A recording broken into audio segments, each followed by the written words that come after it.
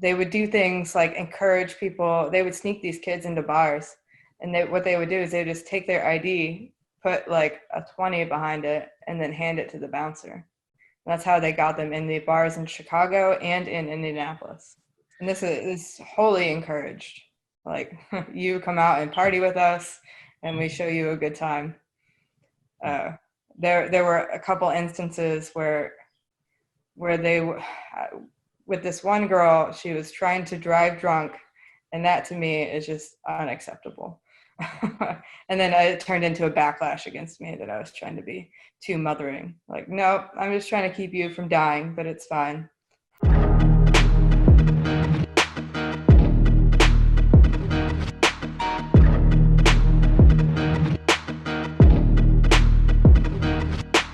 Stephanie, you worked for F.A.S.T Global Marketing, which is a Credico branch, Credico franchise. And from what I could find out about F.A.S.T Global Marketing, they have kind of a checkered past. I've found through your message they were in Indianapolis. I found that they were also in Seattle for a while. They ended up going to Miami, Florida for a while. But you were working for F.A.S.T Global Marketing in Indianapolis, not too far from where we both are, actually. It's kind of weird how close we are. Back in 2017, you worked there for 8 months, and you were on the Xfinity campaign. You were setting up in Walmarts and Best Buys and selling Xfinity services to the shoppers. So kind of take me through that. First, like, was that something you were looking for? Was that something that you accepted once you kind of figured out what the job was? And what were your takeaways from that whole campaign? Well, originally the interview was very misleading. When I had applied for the job, I had no idea what I was going into. I thought it was a marketing job, which I had experience in. Prior to that, I was a general manager for a pizza company. And as a general manager, you act pretty much as your own marketing consultant. So I thought I was going into that world. And then when I did the interview with Tawfiq, I did not do a round 2 because it conflicted with my schedule. And they wanted you to have a full day open, which is not something that I could have done. Okay. And they just kind of did it on the spot, like hire for my 3rd and 2nd round interview. And he explained it as he explained it as event to event. So he was like, you would go to like concerts and do stuff like that. It was very vague. Did you ever do anything like that, or were you pretty much just in the stores? I actually did do something like that right before I quit. We went to the state fair. That was probably the coolest thing I did. Okay. That's interesting. How were you received there? Was it actually worth your time? Yeah. It was very lucrative. And people were very nice at the fair compared to like in box stores. Yeah. I guess that makes sense. I mean, if you're at the fair, you're generally having a good time. You're not really thinking about someone is soliciting me to do something. But I mean, I give props to Credico. I mean, that's some good scouting right there. That's actually pretty good idea.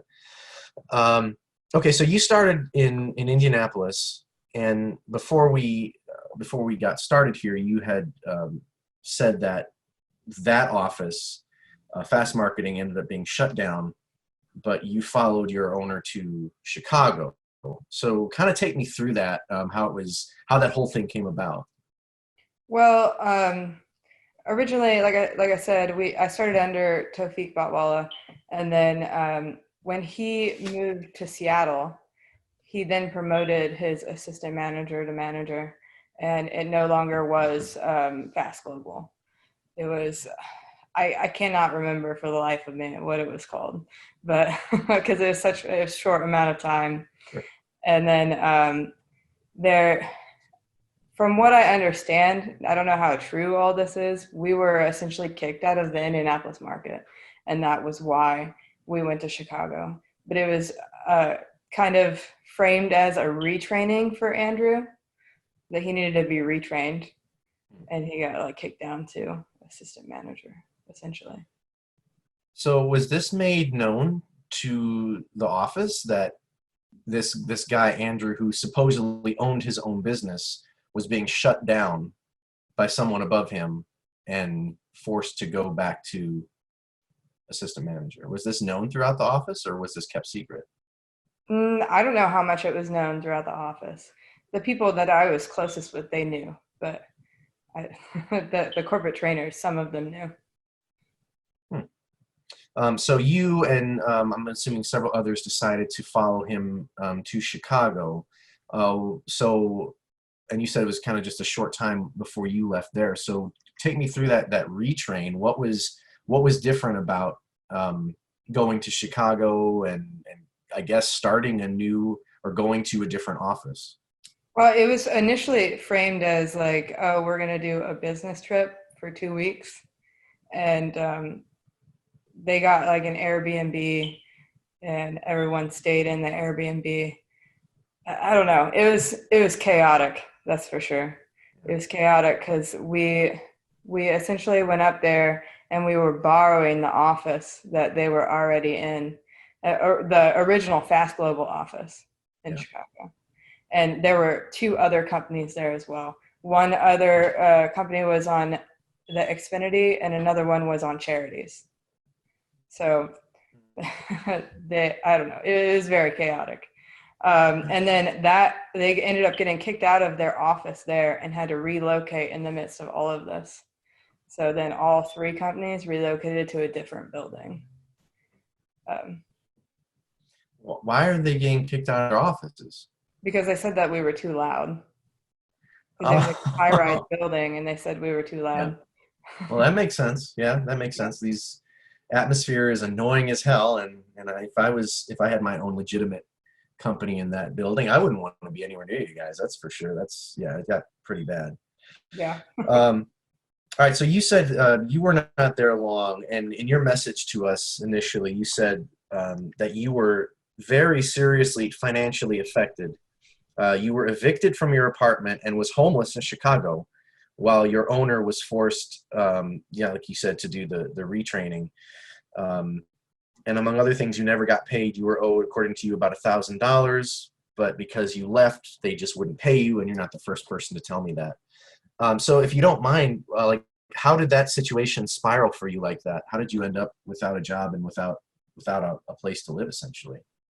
Well, I don't know. I guess in my mind, I was just being hopeful. Like, okay, so I had all these RTUs installed because I wasn't terrible at sales. I'm not the best salesman ever, but I wasn't terrible at sales. And they were telling me that they just weren't getting installed. So, and I was kind of hanging on to the pipe dream of, oh, maybe I can train up these people and, become financially successful. Because at the end of the day, that was my primary goal. So, and then it just spiraled into me not being able to keep up with my bills. And prior to working for F.A.S.T Global, I was making a decent living as a general manager. So all my bills were kind of set at that height. Gotcha. And when I guess what kind of triggered me to just say, screw it, let's go to Chicago, was because I was getting evicted from my apartment. And, I was just like, well, okay. And I thought our accommodations would be taken care of in Chicago, and they just absolutely were not. Okay.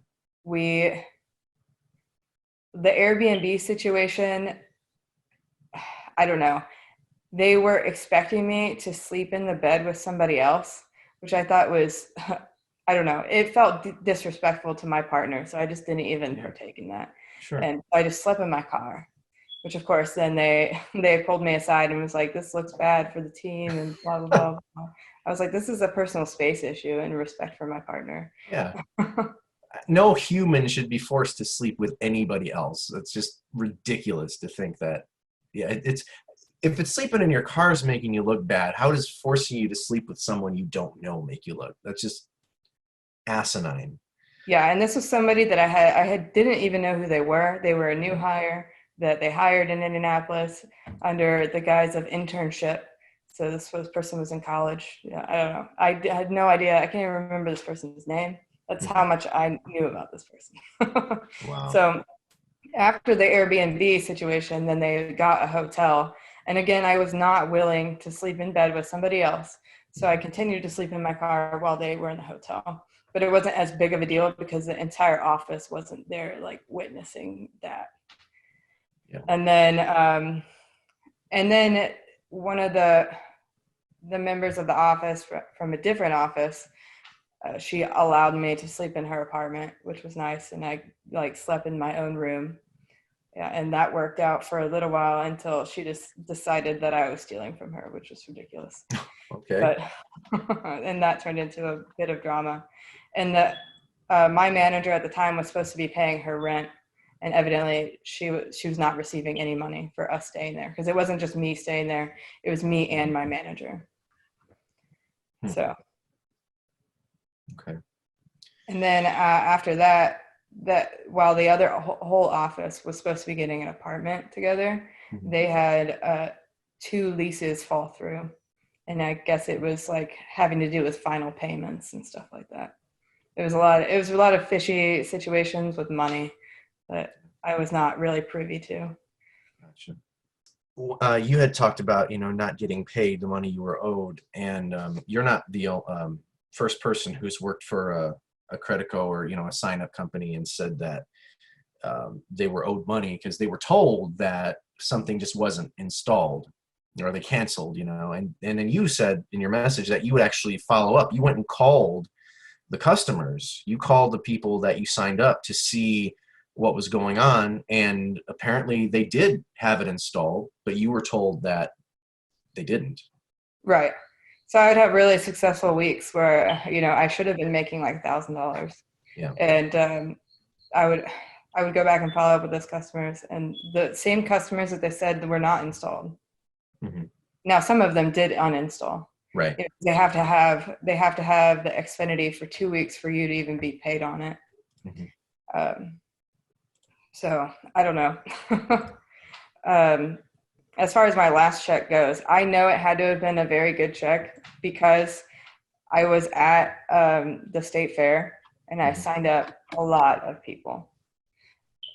And this was with the help of an Xfinity representative for the Indianapolis area. So it wasn't just me. And she was also following up with those customers. Okay. Now you expressed some concern about, income reporting and with the IRS regarding your taxes based on the money that you made. I know this was a couple years ago, but did you ever run into any problems? Was there any dispute on either side about the money that you made or was supposed to have made? Well, I just filed my taxes this year for them because I had to. I recently enrolled in college, Gotcha. and I had to have that stuff. So it was hard enough to even get the information from the IRS office, but they had not filed for my state taxes at all. I got no reports on state income tax, and when I was looking at when my tax representative was looking at the person who filed my taxes was looking at the sheet, she was like, "This is so confusing," because none of it made any sense. Yeah. It was just like deductions here, deductions here. I mean, and according to the statement, it said that I made like $20,000, which I saw hardly any of. Like if you don't mind sharing, what do you think your average check was while you were working at F.A.S.T? Oh man, they varied so much. There was one week where I did get over $1,000 in a check. Okay. That was after like 4 weeks of working, I believe. Okay. Maybe like 5 weeks of working. But other than that, it was like $80. Oh. Yeah. So sometimes it was just absolutely ridiculous. And then that was when I would go and question, like, did these RTUs get installed? And supposedly, so in Chicago, the manager who's retraining Andrew, his name was Josh Stone. And he went through it all with me, or quote unquote went through it all with me. Really, he just like blinked up the page and then took it away. I was like, okay, so I can't even look at this to see if these were installed or not. But I was questioning him very heavily about money because I was struggling so much in Chicago. And it was because my checks were like $40. Now in Chicago, I will say that it is much harder to sell Xfinity. Yeah. uh, yeah, especially when they were putting me on the south side. I was working on the south side of Chicago a lot. Oh, I know. I spent a lot of my my time in Smart Circle on the south side of Chicago, and they're not stupid. They're not going to buy stuff that's because I'm assuming that you had a pitch that probably said something like you're going to save money or something like that, right? Where you highlighted the benefits of it, but they still Yeah. wouldn't bite. Well, it wasn't that I would actually get more people interested on the south side for Xfinity. A lot of times, Xfinity is cheaper than what they currently have because when you're with a cable company or internet company, the longer you're with them, the more it goes up. Right. Uh, and then these introductory prices were not that bad. However, they didn't qualify, so they would have like low credit scores, or they wouldn't have the money to start up. Gotcha. Yeah. And that actually that'll segue us into another part of your message where you talked about a lot of frighteningly illegal things that you supposedly knew were going on amongst others that were selling this stuff. According to your message, um, you were talking about credit checks. Of course, you have to run credit checks for these things. And if someone questioned whether it was going to be a soft check or it would affect their credit score, you said, or you were taught to say that it wouldn't affect their credit score, that it was just soft. But then you ended up doing one for yourself and found out that it was a hard check on your credit Yeah, score. yeah, it was. Um, and if that's not bad enough, you talked about social security numbers. You would go to low income neighborhoods and people would either change numbers so that it would go through, or the social security numbers that worked and passed the credit check, they would just use over and over and over again. How did you come to find out this information? Well, I actually knew a guy who got kicked off the campaign because of it. He kept running the same credit number over and over and over again, and until obviously that person complained. Um, Now, some of the other things changing the numbers, they were suggested. Um, Other people would be like, "Oh, well, if you don't think that they're going to pass the credit check, and you can just try to qualify them by just fudging one of the numbers." It's an honest mistake, right? Yeah, it's an honest mistake that you talk about before you do it, so of course that makes it Yeah, okay. But yeah, like you said, this was not encouraged but implied. But I mean, either way you slice it, it's fraud. yeah. Um, I mean, but their motto was whatever it takes to win. I want to talk a little bit about your, I guess, who was your original owner, Tawfiq Bulwala. He has quite the digital footprint for anyone who does any research on him. What do you remember about him as an owner? um, well, he was definitely very energetic. uh, Definitely drank the Kool-Aid. He was all in, and he was brutal. Like, he was probably one of the most brutal owners I had come across. He'd be brutally honest with corporate trainers. Like, I know that's one thing that corporate trainers talked to me about, was like he would just like come in if their teams were not successful. He would just come in and start screaming at them during these corporate training meetings, and he was arrogant. Hmm. That was clear. Um, I don't know. I didn't spend as much time with him as I did with like Andrew.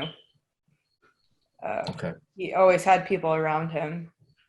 Are you aware that in 2018 there was a class action lawsuit filed against him and Fast Global Marketing? Yeah, in Miami, I saw that. Yeah.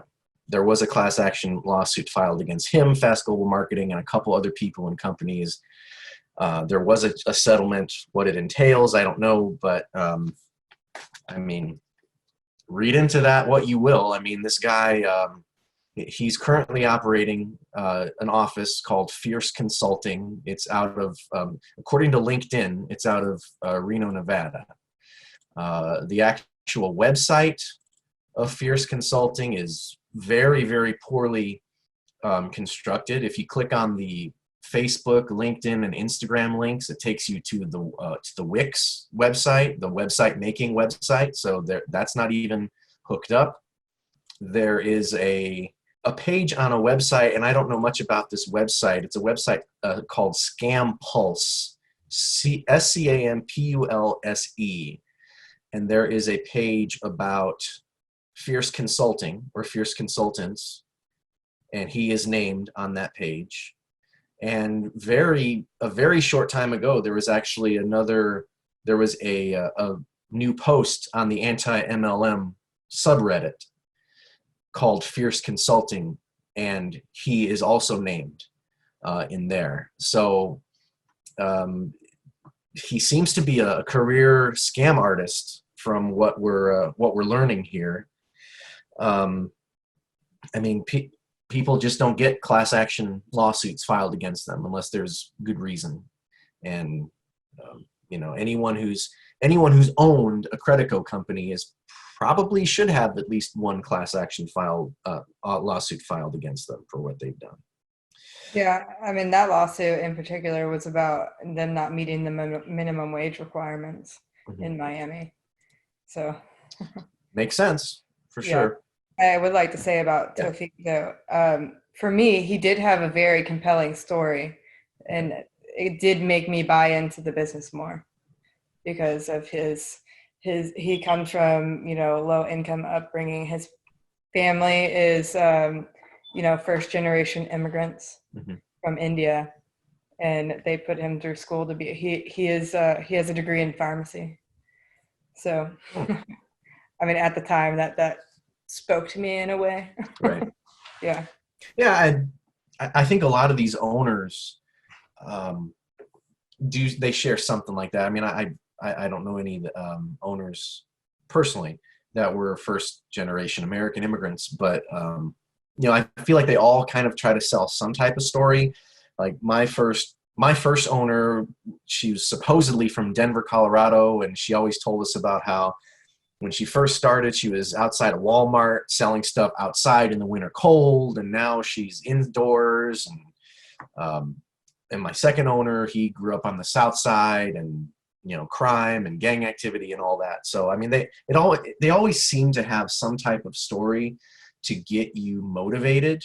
But really, everything in this business, this scam, is framed in such a way to make you feel motivated and to build you and to make you inspired in some way.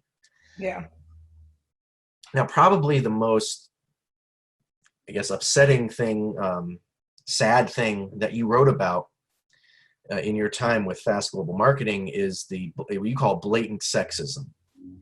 And you talked about there were times when people would just encourage a lot of heavy drinking, whether they were of age or not. And then you went into detail about one incident where you were at a pool party and there was one girl that had gotten inebriated, and one of the corporate trainers tried to take advantage of her, and it made for an uncomfortable environment. She supposedly confided that in you, and you went to your owner, and he essentially, looked the other way and did nothing. If it's okay with you, would you mind expounding on that situation and environment a little bit more? Yeah, so I wasn't at this pool party. However, she did confide in me that he was inappropriately touching her, and she had been inebriated, and that she had told him no. So I went and talked to the owner about that, which was Andrew Papagiorgio, and I was like, this makes me really uncomfortable. You need to do something about this. Essentially, I was saying that he should fire him because that's obviously inappropriate. And he did turn the other way. And not that he only turned away from what I was saying, but he went and told Brandon about this. And Brandon came in and confronted me, saying that I was trying to get him fired and that I had to believe him that it wasn't the way that she was making it out to be. But the thing is that he had all these instances with other girls where he was hitting on them or, being inappropriate with them. Drinking was, it was a constant thing with them. So they were, like they would get these girls inebriated and then I don't know. So just to clarify, so Brandon, and you can, if you want to identify his full name, you can. That's up to you. But Brandon is allegedly the person that committed this act. You went to Andrew. Andrew essentially threw you under the bus, identified you as the person that brought this forward, and he said that to Brandon, and Brandon turned on you in a sense. Yeah, well, at first it wasn't that he turned on me. He was, you gotta maintain your attitude and do whatever. Right. So he was being really nice about it, but he was like pretty much pleading with me that I should not believe this girl, and that, you know, he was of no guilt. But you are aware of other allegations or other situations where Brandon was also being accused of similar behavior. Yeah, Okay. with several other girls. It wasn't just her. So, and I don't know, just the whole sexism in the office in general was just a thing. They had this thing on Saturdays. We'd be like, Saturdays for the boys. At the time, I was the only female that worked in the office. So, Yeah. like, whatever. But I had told them that they need to be more inclusive of women or they're never going to stay. I mean, it's sad that at the time 2017, but still 2020, 2017, that those types of environments are still in existence. And before we started, you had mentioned before we started the video that Brandon had actually worked in another office, was fired, but was rehired Yeah, in your office. yeah. He was in Chicago working with Tofik, and then he was rehired in Indianapolis under Andrew. And do you know what he was fired for in Chicago? The rumors were for inappropriate touching, Hmm. sexual harassment, All right.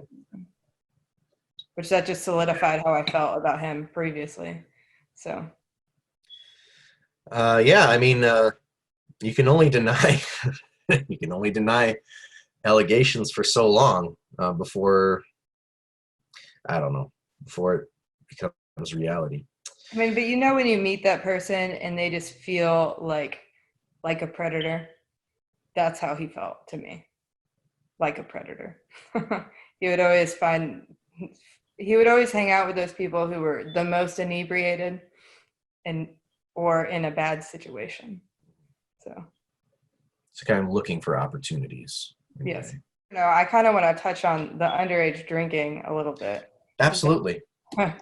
That definitely did make me really uncomfortable, and they would do things like encourage people. They would sneak these kids into bars, and what they would do is they would just take their ID, put like a 20 behind it, and then hand it to the bouncer. And that's how they got them in the bars in Chicago and in Indianapolis.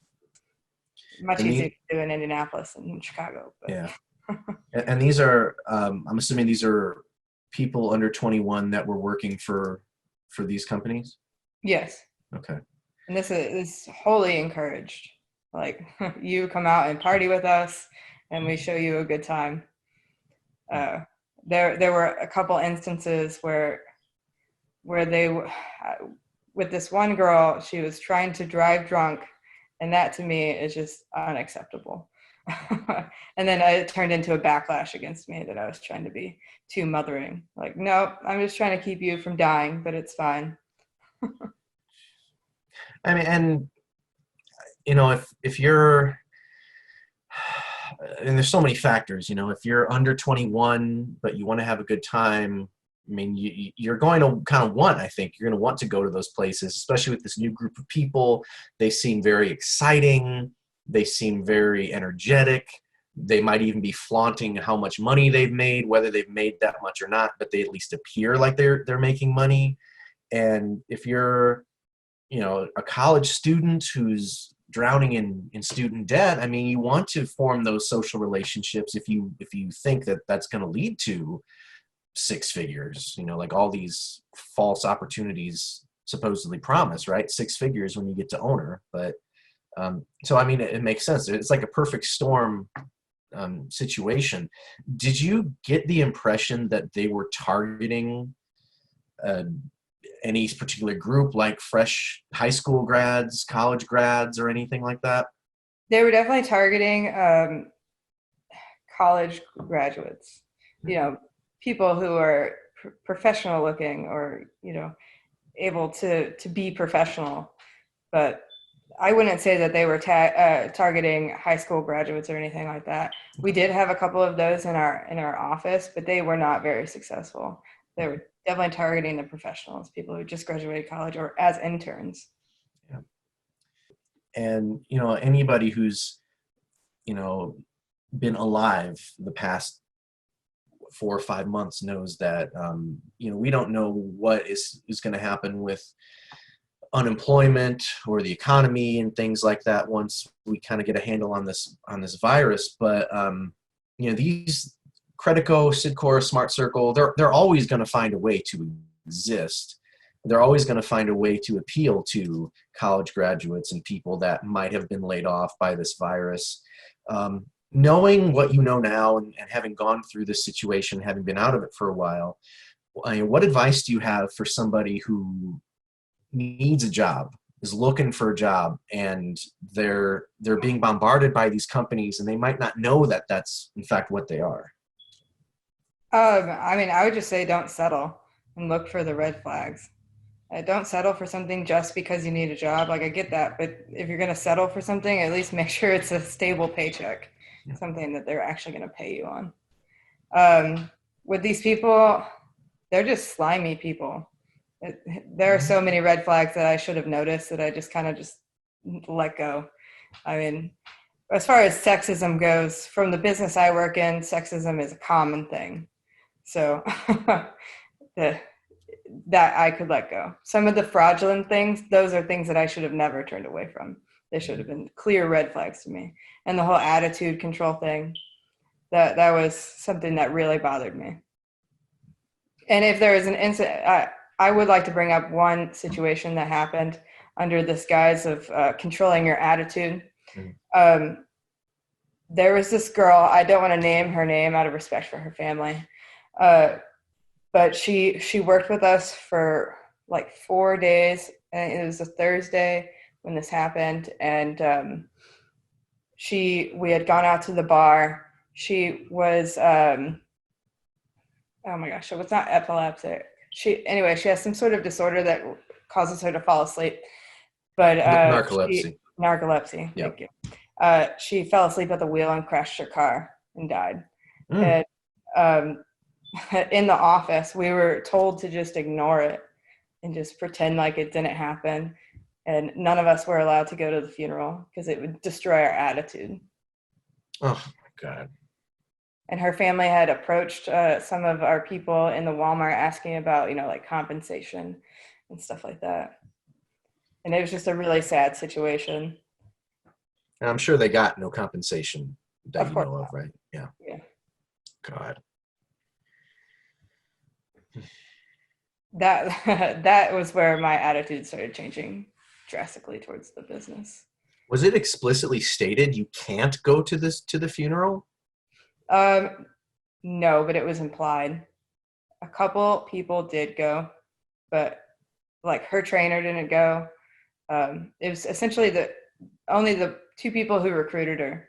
They were the ones who went to her funeral, but they weren't allowed to talk about it. We were explicitly told that we weren't allowed to talk about it.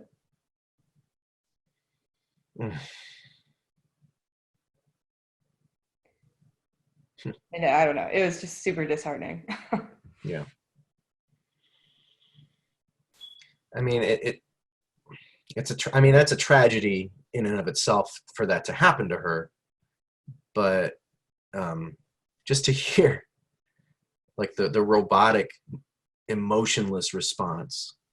You know, we're dealing with a death here. This is permanence. You know, someone lost a daughter, someone lost a sister, or, you know, and it's just amazed me. Like, I've done probably at this point over 30 of these interviews, and I think I get to a point where I get hardened to just how ridiculous these scam companies are, and that's a new one for sure. That I have not heard anything to that extent. Yeah. And honestly, that just when you kind of talked about you weren't allowed to talk about explicitly, that just made me think of Scientology, Right. because in the That's what cult I, in the cult of Scientology, like if someone kills themselves, you're essentially told, oh, well, that happens, get over it. The way that that Credico, that Smart Circle, and Sidcore mirror the cult of Scientology is just unbelievable. I don't know why in the moment I didn't think about the, the points on the bite model when Yeah, I was in it. And then now looking back, I was like, oh, dang. At the time, I yeah. did know quite a bit about cults. I think it's just because you don't think that you, and not you personally, but just you as in general, that anyone feels like they would be susceptible to something like that, you know, because you hear, for anyone who's done any research into a lot of these cults, it's almost like how ludicrous everything is. Oh, I could never get involved in that. But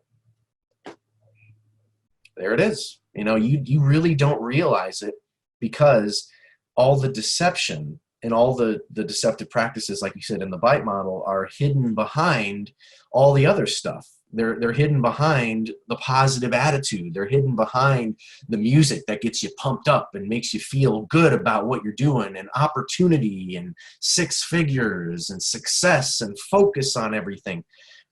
It's all hidden behind that. So unless you are like constantly looking for stuff like that, which would probably make you the biggest cynic in the world, you're not going to notice a lot of the deceptive practices unless you're in it and you're able to recognize it once you're in it or after you've left it. And that's Yeah. why so many people get stuck with it. Yeah. I mean, I personally don't understand those people who have been there for years and years and they're able to just look the other way about all these things. Mhm. Because I don't know. Nobody I know in the business is still there, with the exception of Gavin Walsh, Tofik Batwala, and Joshua.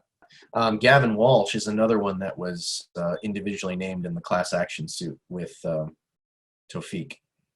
Yeah, he's the one who was over Tofik. Oh, so he was the promoting owner. Yeah, he's the promoting owner. It just keeps going, man. It just keeps going.